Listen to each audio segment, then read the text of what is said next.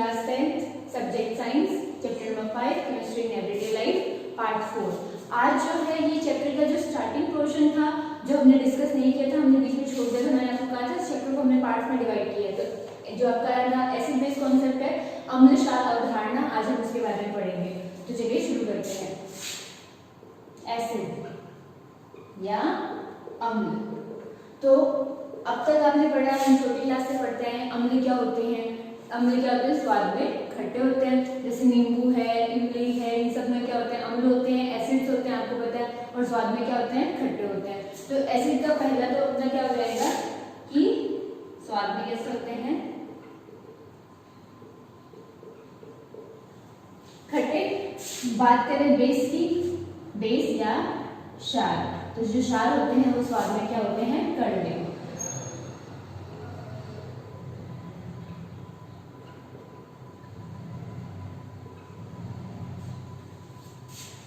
तो एसिड स्वाद में खट्टे और बेस जो होते हैं आपके क्षार जो होते हैं स्वाद में कड़वे होते हैं। बिटर इन टेस्ट और श्योर इन टेस्ट। तो ये आपकी एसिड बेस की हमने अब तक जो छोटी क्लासों से लेके अब तक जो कॉन्सेप्ट पढ़े हैं वो यही है। एक आपने लाइन पढ़ी होगी कि अम्ल जो है नीले लिटमस पेपर को क्या कर देते हैं? लाल कर देते हैं। इसको याद रखने का ट्रिक बताते हैं, हमें याद रखना है अनिल, ठीक है। अनिल से अम्ल नीले लिटमस को क्या करते हैं? लाल करते हैं। एसिड से turn blue litmus into red. और जो क्षार होते हैं वो जस्ट अपोजिट हो जाएंगे, क्या करेंगे? लाल लिटमस को नीला कर देंगे। तो अम्ल क्या करते हैं? नीले लिटमस को, लिटमस पेपर, लिटमस पत्र,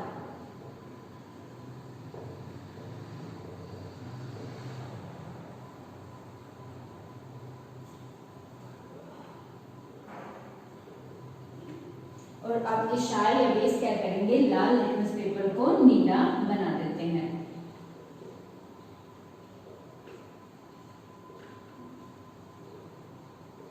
तो ये जो दो चीजें हैं ये हमने आज तक बेसिक पढ़े। इसको अब आप इसके अलग अलग डेफिनेशन से भी, मतलब जैसे कई होते हैं जो स्वाद में खट्टे नहीं होते लेकिन फिर भी वो क्या होते हैं? एसिड होते हैं। और कई जो स्वाद में कड़वे नहीं होते फिर भी क्या होते हैं? बेस होते हैं। तो हर एक जो एसिड है उसकी अलग अलग कॉन्सेप्ट दिए हुए हैं, उसके बारे में हम डिस्कस करेंगे इसमें। तो अभी हमें पढ़ना है एसिड। अभी एक चीज हो रही है कि एसिड है, ठीक है, आपने पढ़ेंगे अम्ल, क्षार और एक वर्ड हो जाता है साथ में अम्ल, क्षार और लवण।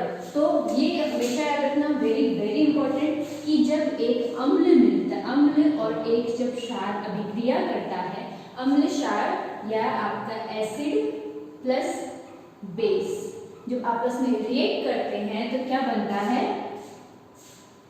लवण व जल, सॉल्ट प्लस वाटर।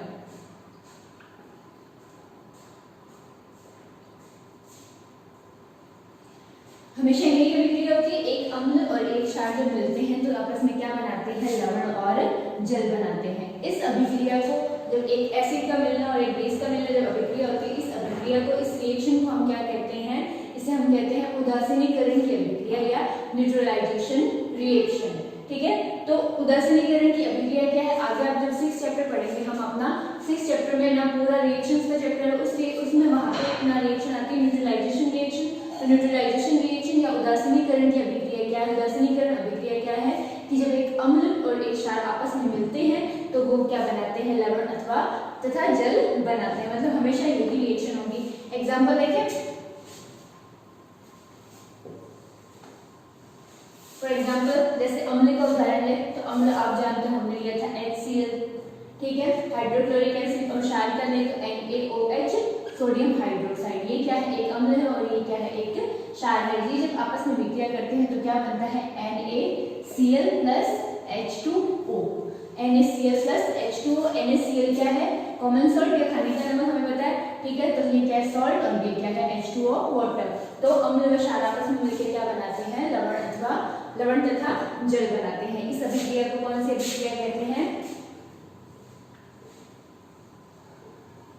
उदासीनीकरण की अभिक्रिया या न्यूट्रलाइजेशन रिएक्शन। तो न्यूट्रलाइजेशन रिएक्शन क्या होती है? When an acid and base react with each other they form salt and water, this reaction is known as neutralisation reaction. एक चीज और आती है कि भाई देखो स्ट्रॉन्ग एसिड और स्ट्रॉन्ग बेस जो ना कॉन्सेप्ट आता है। स्ट्रॉन्ग एसिड क्या होती है? मतलब प्रबल अम्ल और प्रबल क्षार की जो धारणा होती है। तो वो अम्ल अथवा वो क्षार, ठीक है, वो अम्ल अथवा वो क्षार जो जल में पूरी तरह क्या हो जाते हैं? टूट जाते हैं, जल में पूर्ण रूप से क्या हो जाते हैं? आयनित हो जाते हैं। जो जल में क्या हो जाते हैं?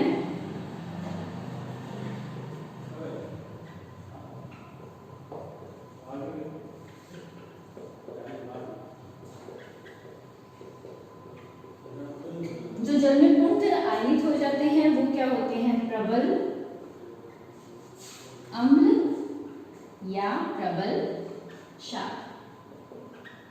अब अगर आप अम्ल को क्या करोगे? जल में विलय करोगे और जल में क्या होगा? वो पूर्ण रूप से टूट गया तो वो क्या? प्रबल अम्ल है। और अगर क्षार को जल में हम क्या करेंगे? विलय करेंगे। तो अगर वो पूरी तरह से टूट गया तो वो क्या हो जाएगा? प्रबल क्षार हो जाएगा।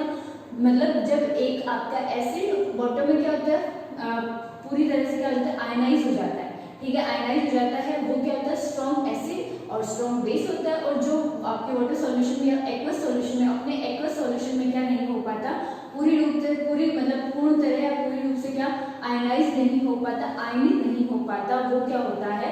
दुर्बल अम्ल या दुर्बल क्षार होता है, ठीक है। समझिए, जो अपने जलीय विलयन में एक्वस सॉल्यूशन में क्या होता है? पूरी तरह आयनाइज हो जाता है, पूर्ण तरह आयनित हो जाता है, वो क्या होता है? प्रबल अम्ल अथवा प्रबल क्षार होता है। और जो जलीय विलयन में पूर्ण रूप से आयनित नहीं हो पाता, आयनाइज नहीं हो पाता, वो क्या होता है? आपका वीक एसिड और वीक बेस। फिर एक चीज आती है कि भाई अभी हमने क्या बनाया? देखो स्ट्रॉन्ग एसिड बनाया, ठीक है, और ये आपका HCl क्या है? एक स्ट्रॉन्ग एसिड है। NaOH क्या है? एक स्ट्रॉन्ग बेस है। तो जो NaCl जो होता है वो क्या होता है? पूरी तरह से क्या होता है? अभी जो आपका एक्वस सॉल्यूशन होगा ना, पूरी तरह से क्या होगा? उदासीन। आपका जो ये NaCl H2O मिला आपको, ये जो आपका विलयन जो होगा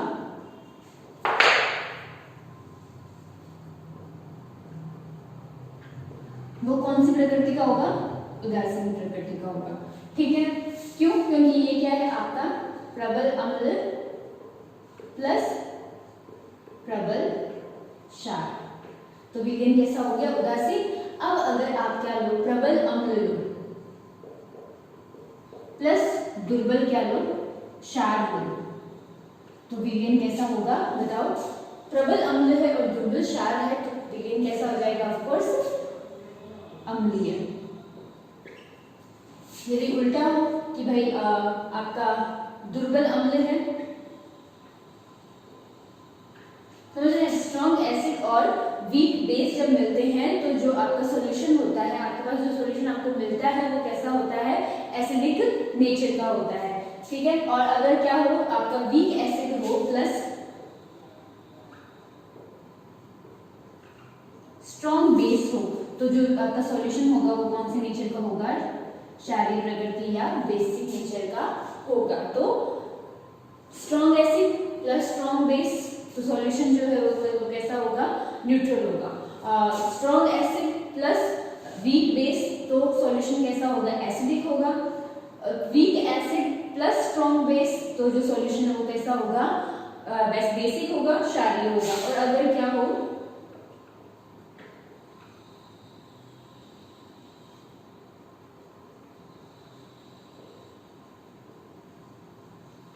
तो सॉल्यूशन कैसा हो जाएगा? फिर से उदासीन।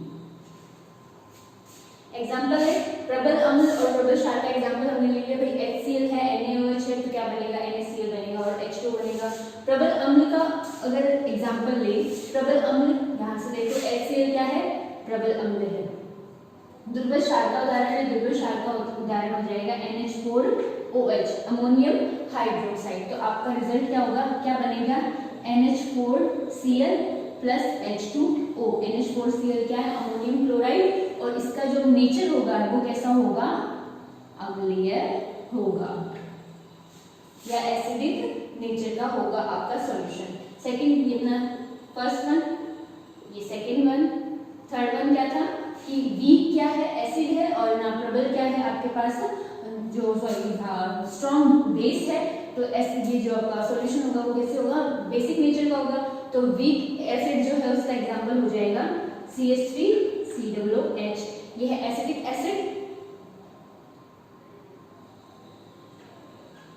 एसिडिक एसिड प्लस यहाँ आप हमें क्या करना है, स्ट्रॉन्ग बेस लेना है, ये स्ट्रॉन्ग बेस रखना NaOH सोडियम हाइड्रोक्साइड। जब ये मिलते हैं तो क्या बनेगा CH3COO Na प्लस H2O।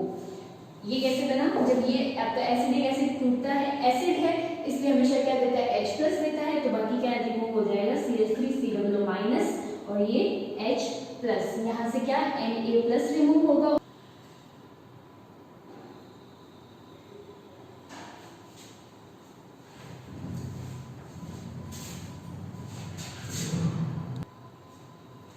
तो ये आपका क्या बनेगा, सोडियम एसिटेट बनेगा और इसकी प्रकृति कैसी होगी, क्षारीय प्रकृति का होगा। ये जो आपका सॉल्यूशन होगा वो क्या होगा, क्षारीय प्रकृति का या बेसिक नेचर का। लास्ट वन अपना फोर्थ क्या था कि वीक है अपने पास क्या है, एसिड है, और वीक है अपने पास क्या है, बेस है। तो वीक एसिड क्या हो जाएगा CH3COOH और वीक बेस क्या हो जाएगा NH4OH। क्या बनेगा CH3COONH4 प्लस H2O। ये कैसे किस नेचर का होगा, उदासीन प्रकृति का होगा या फिर न्यूट्रल नेचर का होगा।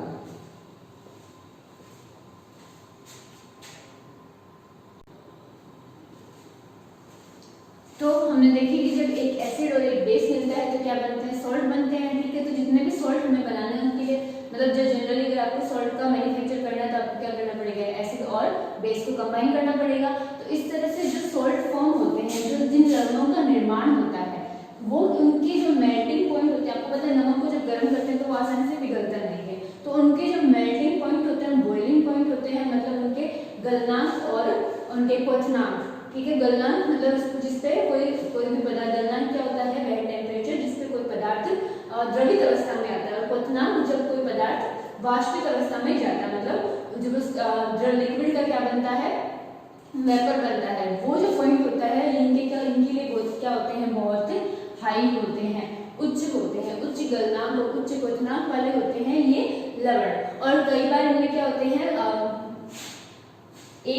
कई बार इनके अणु में क्या रह जाते हैं, जल के मॉलिक्यूल रहते हैं, जल के अणु क्या होते हैं, विद्यमान होते हैं। जो हमने लास्ट वीडियो में डिस्कस किया था, जल के अणु क्या होते हैं, विद्यमान होते हैं, जल के अणु विद्यमान होते हैं। इन जल के अणु को हम क्या कहते हैं, इकाई सूत्र में उपस्थित। ठीक है, यूनिट फॉर्मूला में जितने भी अटैच्ड होते हैं मॉलिक्यूल ऑफ वाटर, उन्हें हम क्या कहते हैं, वाटर ऑफ क्रिस्टलाइजेशन, या फिर आपके जो नाम उन्हें कहते हैं हम क्रिस्टलन जल। ठीक है, क्रिस्टलन जल। तो जब एक इकाई सूत्र में, इकाई यूनिट फॉर्मूला में जितने मॉलिक्यूल आपके जल के क्या होते हैं, उपस्थित होते हैं, अटैच्ड होते हैं, उन्हें हम क्या कहते हैं, वाटर ऑफ क्रिस्टलाइजेशन या फिर क्रिस्टलन वाटर या क्रिस्टलन जल। तो इन्हें इसका एग्जांपल हमें पता है Na2CO3 10H2O आपका वॉशिंग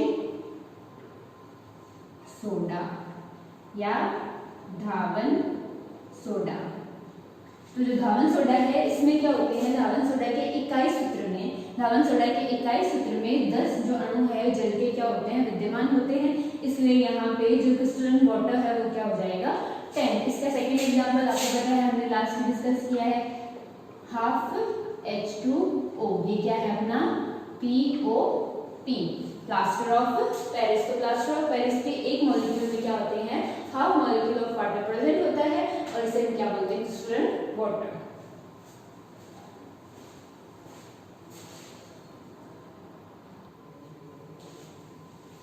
नेक्स्ट है अपना जो आपका अम्ल क्षार अवधारणा है, जो आपका एसिड बेस कॉन्सेप्ट है वो।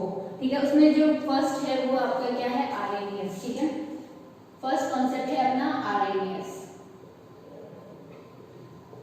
1887 मतलब आरएनएस ने 1887 में डेफिनेशन दी थी एसिड और बेस की, अम्ल और क्षार की। वो क्या कहता है, देखिए, the substance which give hydrogen ion on hydrolysis in aqueous solution are are called acid and substance which give hydroxyl ion OH minus on hydrolysis in aqueous solution are called base.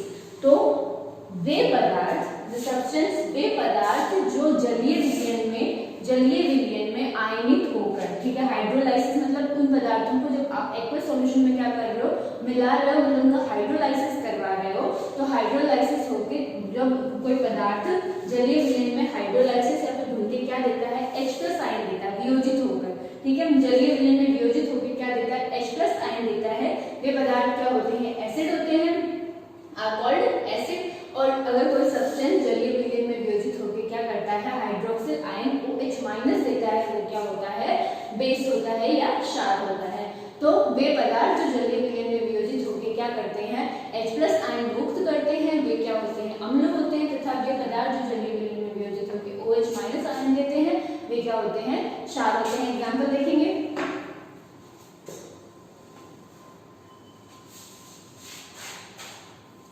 For example जैसे general अभी लिखा था HCl, ठीक है, HCl को आप aqueous solution में मतलब इसको क्या करोगे, विलय करोगे, इसका हाइड्रोलाइसिस करवाओगे, तो ये क्या करेगा, H+ आयन मुक्त करेगा, ठीक है, H+ देता है और Cl- देता है। सेकंड H2SO4, H2SO4 है, एसिड है, एक्वस सॉल्यूशन में क्या करा रहे हैं हम, इसका हाइड्रोलाइसिस करवा रहे हैं, तो ये क्या देगा, H+ देगा, H+ कितने देगा, 2H+ देगा, और साथ में क्या देगा, SO4 - 2। HNO3 नाइट्रिक एसिड का जब हाइड्रोलाइसिस करवाएंगे इन एक्वस सॉल्यूशन, तो ये क्या देगा, H+ प्लस NO3-। अपना CH3 acetic acid, COOH acetic acid का जो क्या करवाया जाए, हाइड्रोलाइसिस करवाया जाए, मतलब इसको क्या कर रहे हो आप, जल के साथ कंबाइन कर रहे हो, प्लस H2O कर रहे हो, ठीक है, तो ये क्या देगा, CH3COO- प्लस H+। एक है कार्बोनिल एसिड बोलते हैं H2CO3 क्या है, कार्बोनिल एसिड है, जब इसका हाइड्रोलाइसिस करवाएंगे एक्वस सॉल्यूशन में, तो ये भी क्या देगा, 2H+ प्लस CO3-2। तो ये किसके एग्जाम्पल है, ये सारे एग्जाम्पल है, एसिड के एग्जाम्पल है, अम्ल के उदाहरण है। तो जब एसिड का क्या करवाया जाता है, हाइड्रोलाइसिस करवाया जाता है, तो ये क्या करते हैं, वियोजित होकर क्या देते हैं, H+ देते हैं, और जो जलीय विलयन में क्या करते हैं, H+ आयन मुक्त करते हैं, वे क्या होते हैं, अम्ल होते हैं। और ये बात किसने कही है, आरेनियस ने कही है, ठीक है। जैसे क्वेश्चन आया कि भाई HNO3 ये रिएक्शन लिखी है, तो अकॉर्डिंग टू whom, कि किसके अनुसार ये अम्ल है या क्षार है, पहले तो आपको ये बताना चाहिए कि एग्जाम्पल है किसके। तो HCl, H2SO4, HNO3, CH3, COOH और H2CO3 क्या है, आपकी एसिड्स है, अम्ल है, और ये किसके अनुसार अम्ल है, आरेनियस के अनुसार अम्ल है। क्यों, क्योंकि आरेनियस क्या कहता है कि वे पदार्थ जो जलीय विलयन में वियोजित होकर क्या करते हैं, H+ आयन मुक्त करते हैं, वे क्या होते हैं, अम्ल होते हैं।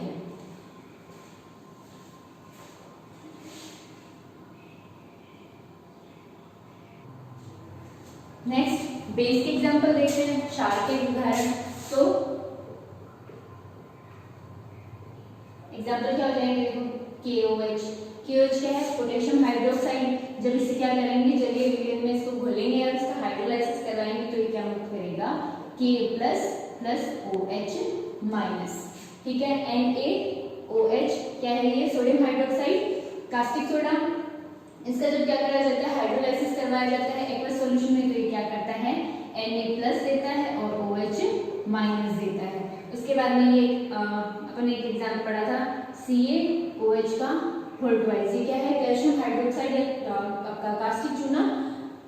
इसे जब क्या करवाया जाता है, इसको पानी में घोला जाता है, इसका जब जलीय अपघटन करवाया जाता है, तो ये क्या करता है, Ca+2 प्लस OH-।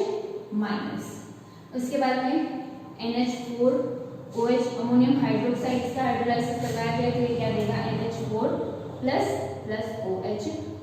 तो आरेनियस क्या कहता है कि वे पदार्थ जो जलीय विलयन में क्या करते हैं, OH- आयन मुक्त करते हैं, वे क्या होते हैं, क्षार होते हैं। तो ये कॉन्सेप्ट मतलब क्षार है, बेस है, किसके अनुसार, आरेनियस के अनुसार। क्यों, क्योंकि ये क्या करते हैं, जलीय विलयन में OH आयन मुक्त करते हैं।